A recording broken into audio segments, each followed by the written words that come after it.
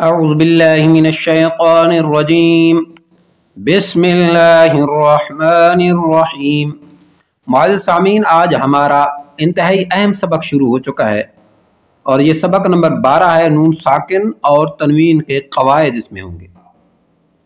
نون ساکن اور تنوین کے 4 قاعدے ہیں: اظہار، اخفاء، ادغام، اقلاب۔ 4 قاعدے ہیں۔ پہلا قاعدہ ہے نون ساکن اور تنوین کا اظہار۔ نون ساکن اور تنوین کے بعد اگر حروف حلقی ہوں، حروف حلقی ہم پیچھے پڑھ چکے، پھر میں دہرائے دیتا ہوں۔ حروف حلقی 6 ہیں: حمزہ، ہا، عین، ح، غین، خ۔ چونکہ یہ حلق سے ادا ہوتے ہیں اس لیے ان کو حروف حلقی کہتے ہیں۔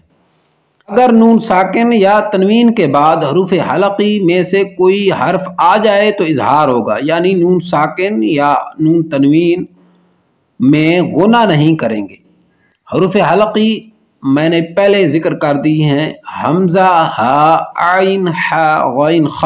نون ساکن اور تنوین پر غنہ نہیں کریں گے، اظہار کریں گے، یعنی ظاہر کر کے پڑھیں گے۔ اس کی مشق آگے آ جائے گی انشاءاللہ۔